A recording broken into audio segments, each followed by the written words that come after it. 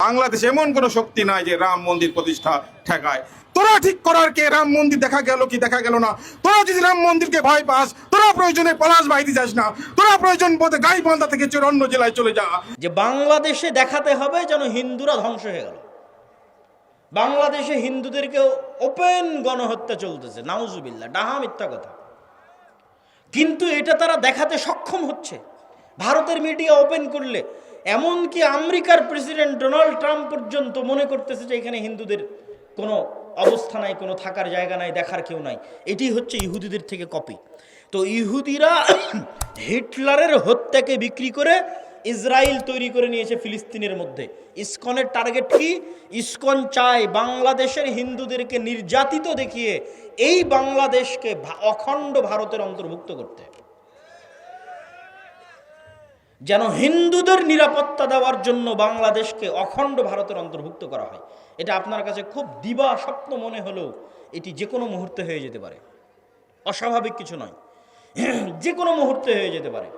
যেখানে আমরা চোখের সামনে দেখতে পাচ্ছি এই দেশে কোনো হিন্দু নির্যাতন নাই, সেখানে আমরাই চোখের সামনে দেখতেছি ভারতের মিডিয়াতে প্রচার করা হচ্ছে যে বাংলাদেশে হিন্দুরা ধ্বংস হয়ে যাচ্ছে।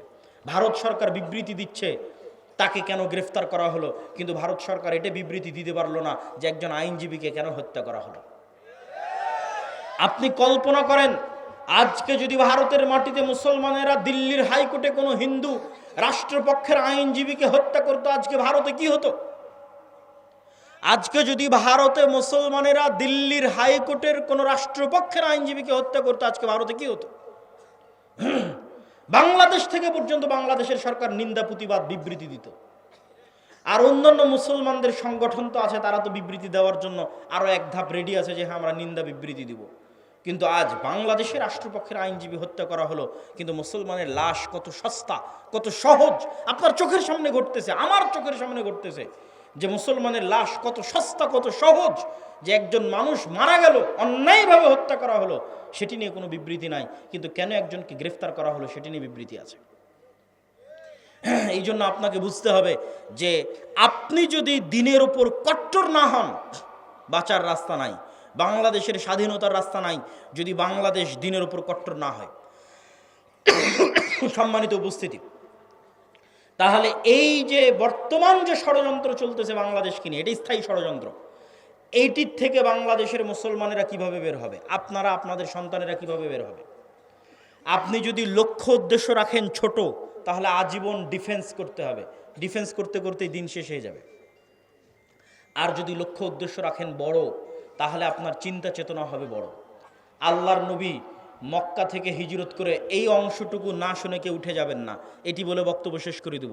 আল্লাহর নবী যখন মক্কা থেকে হিজরত করে মদিনায় গেলেন, তখন যদি আল্লাহর নবী ভাবতেন মদিনায় এসেছি, ভালো আছি, মক্কায় মুসলমানেরা মরে কি বাঁচুক, দেখে লাভ আছে, দরকার নাই দেখার, এটা তিনি ভেবেছেন?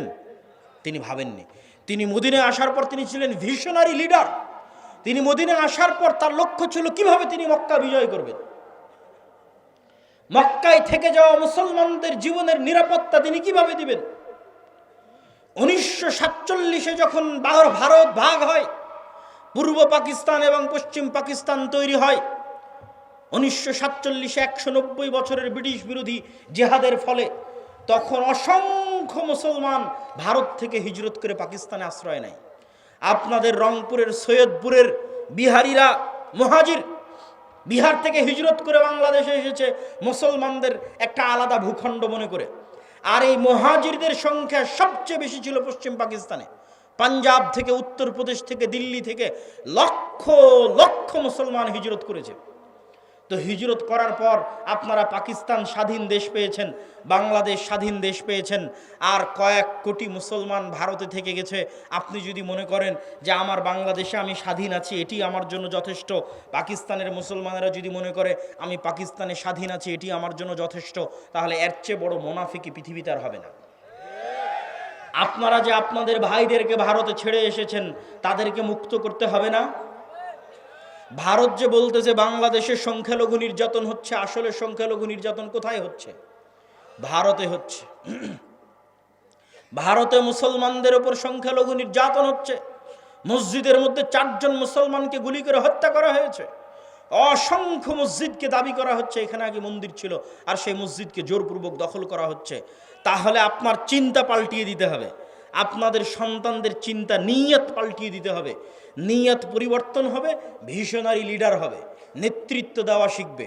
যদি আপনার সন্তানেরা, বাংলাদেশের ছাত্ররা যদি মনে করে শুধু বাংলাদেশকে বাঁচাবো, তাহলে আমও যাবে, ছালাও যাবে, বাংলাদেশও বাঁচবে না, কিছুই বাঁচবে না।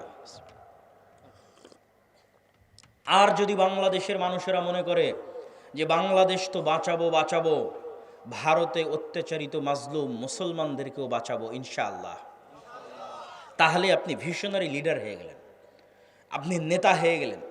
আপনার লক্ষ্য দূরদৃষ্টি সম্পন্ন। যেই দিন আপনার লক্ষ্য এরকম হয়ে যাবে, আপনার বাংলাদেশও বাঁচবে, ভারতের মুসলমানেরাও বাঁচবে। আর এটি অসম্ভব কিছু নয়, এটি অকল্পনীয় অবাস্তব কিছু নয়। আল্লাহ সুবহানাহু ওয়া তাআলা চাইলে তারা যেই গেরুয়া পতাকা চট্টগ্রামে বাংলাদেশের পতাকার উপর উড়িয়েছে, তার বিপরীতে আল্লাহ চাইলে ওই চট্টগ্রাম থেকেই ইসলামের পতাকা দিল্লি থেকে স্থাপিত হবে। আল্লাহর ইচ্ছা, কিন্তু নিয়ত রাখতে হবে, কল্পনা রাখতে হবে, ভিশনারি লিডার হতে হবে। শুধু আমি আমার বাংলাদেশকে বাঁচাবো না, ভারতে থাকা মুসলমানদের উপরও আমাদের হক আছে, তারাও তাদের উপরও আমাদের নিকটে তাদের হক আছে যে আমরা তাদের জন্য কিছু করব। এবং এই স্ট্র্যাটেজি শুধু মুসলমানদের ব্যক্তিগত স্ট্র্যাটেজি হলে হবে না, রাষ্ট্রের স্ট্র্যাটেজি হতে হবে। ভারত যেমন বাংলাদেশ রাষ্ট্রকে বলতেছে তোমার এখানে সংখ্যালঘু নির্যাতন হচ্ছে, বাংলাদেশ রাষ্ট্রকে বলতে হবে আমার এখানে নয়, তোমার ওখানে সংখ্যালঘু নির্যাতন হচ্ছে। এটি রাষ্ট্রের পলিসি হতে হবে, তাহলে বাংলাদেশ তার স্বাধীনতা রক্ষা করতে পারবে। আর আপনাদের নিয়তে থাকতে হবে, আপনাদের পরবর্তী বংশধরদের নিয়তে থাকতে হবে ভিশনারি লিডার, যে আমি শুধু বাংলাদেশ বা বাংলাদেশের মুসলমানদের বাঁচাবো না, বরং ভারতের অত্যাচারিত মাজলুম মুসলমানদেরও বাঁচাবো।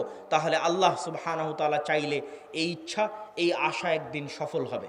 সম্মানিত উপস্থিতি, বক্তব্যের শেষের দিকে একটু বর্তমান সরকারের উদ্দেশ্যে আমাদের শুধু একটি দাবি, সংক্ষিপ্ত একটি দাবি, সেটি হচ্ছে আপনারা রাষ্ট্র সংস্কারের নামে যেটিই করছেন করেন, রাষ্ট্রের কল্যাণের জন্য যা ভালো মনে করবেন করেন, কিন্তু রাষ্ট্রের সংবিধানে যেন ইসলাম বিরোধী কোনো কিছু স্থান না পায়। সেকুলারিজমের নামে, ধর্মনিরপেক্ষ মতবাদের নামে বাংলাদেশের মুসলমানদের ইসলামিত্বকে ধ্বংস করার চেষ্টা করা যাবে না। বাংলাদেশের স্বাধীনতার একমাত্র রক্ষা কবচ হচ্ছে ইসলাম। অতএব রাষ্ট্রের মূল পলিসির মধ্যে অন্তর্ভুক্ত করতে হবে, সংবিধানের মূল পলিসির মধ্যে অন্তর্ভুক্ত করতে হবে যে ইসলাম বিরোধী কোনো কিছু এই সংবিধানে এবং এই রাষ্ট্রে বাস্তবায়ন হবে না। দ্বিতীয়ত, যে সমস্ত মুসলমানেরা চায় যে তারা শরিয়া অনুযায়ী ফায়সালা নিবে, তাদের জন্য আলাদা শরিয়া কোর্ট স্থাপনের সুযোগ দিতে হবে। যারা চাইবে সেকুলার সিস্টেমে ফায়সালা নিবে, কিন্তু যে সমস্ত মুসলমান চাইবে শরিয়া অনুযায়ী ফায়সালা নিবে, তাদের জন্য আলাদা শরিয়া কোর্টের ব্যবস্থা রাখতে হবে। আর রেড লাইন কি, লাল দাগ কি? যেহেতু এনজিও সরকার, এই জন্য এই রেড লাইনের কথা বলতে আমরা বাধ্য। সেটি হচ্ছে LGBTQ, সমকামিতা, এটি হচ্ছে রেড লাইন। যদিও এখন আমেরিকায় যারা ক্ষমতায় এসেছে, ডোনাল্ড ট্রাম্প এবং ইলন মাস্ক, তারা নিজেরাও সমকামিতা এবং পরিবার বিরোধী কার্যকলাপের বিরোধী। ইলন মাস্ক নিজে পরিবার বিরোধী কার্যকলাপের শিকার, টুইটারের মালিক। ইলন মাস্কের ছেলে তার বাপকে হুমকি দিয়েছে যে আমাকে যদি ছেলে থেকে মেয়ে না করা হয় আমি আত্মহত্যা করব। ইলন মাস্ক তার ছেলের জীবন বাঁচাতে তাকে অপারেশন করে মেয়ে হওয়ার সুযোগ দিয়েছে, এবং সেই দিন ইলন মাস্ক ঘোষণা দিয়েছে যে আমার ছেলে মারা গেছে, জীবিত থাকা অবস্থায় মারা গেছে, মারা যায়নি, এখনো জীবিত আছে। কিন্তু ইলন মাস্ক বলছে আমার ছেলেকে নষ্ট করে দিয়েছে, ধ্বংস করে দিয়েছে, হত্যা করে দিয়েছে LGBTQ। এই জন্য LGBTQ এর বিরুদ্ধে লড়াই করার জন্য টুইটার ক্রয় করে নিয়েছে। আর LGBTQ এর বিরুদ্ধে লড়াই করার জন্য ডোনাল্ড ট্রাম্পের সাথে সম্পৃক্ত হয়ে রাজনীতিতে অংশগ্রহণ করেছে। আগের যারা ছিল তারা LGBTQ প্রমোটার ছিল, যদিও বর্তমান যারা, তারা আবার খ্রিস্টানের দিক থেকে কট্টর হবে। মানে মুসলমানদের যেমন আমি বললাম হিন্দুরা তাদের দিনে কট্টর, ইহুদিরা তাদের দিনে কট্টর, এরকম খ্রিস্টান কট্টরও আপনি দেখতে পাবেন। কিন্তু অবশ্যই ধার্মিক মানুষ LGBTQ এর জন্য, সমকামিতা, জেনা, ব্যভিচারের জন্য অন্যদের চাইতে ভালো। তো যেহেতু এনজিও সরকার, সেহেতু আমরা সতর্ক করে বলতে চাই যেন এই ধরনের কোনো মানব বিধ্বংসী, পরিবার বিধ্বংসী কোনো কার্যকলাপ যেন বাংলাদেশে বাস্তবায়ন না হয়। সম্মানিত উপস্থিতি, আদ-দাওয়া ইলাল্লাহর জন্য, জামিয়া সালাফিয়ার জন্য, শায়েখ আব্দুর রাজ্জাক বিন ইউসুফের জন্য অবশ্যই দোয়া করবেন। আগামী 30-31 জানুয়ারি দিনাজপুর জামিয়া সালাফিয়ায় সালাফি কনফারেন্স আছে। আজকের স্টেজে এই যে আজকে যেমন আলোচনা করলাম বাংলাদেশ নিয়ে, ফিলিস্তিন নিয়ে, সিরিয়া নিয়ে, এই নতুন বইটা ফিলিস্তিন ও সমসাময়িক মুসলিম বিশ্ব, এই বইয়ে সব আলোচনা পাবেন। বাংলাদেশের পিলখানা, শাপলা চত্বর সব আলোচনা আছে। আর মাসিকাল ইতেসামের নতুন সংখ্যা এবং ডিসেম্বর এবং নভেম্বর আমার নিয়মিত সম্পাদকীয় পাবেন। মাসিকাল ইতেসামকে মূল্যায়ন করার চেষ্টা করবেন, নতুন বই পুস্তককে মূল্যায়ন করার চেষ্টা করবেন। আল্লাহ সুবহানাহু ওয়া তাআলা আমাদের এই সম্মেলনকে কবুল করুক। আল্লাহুম্মা আমিন।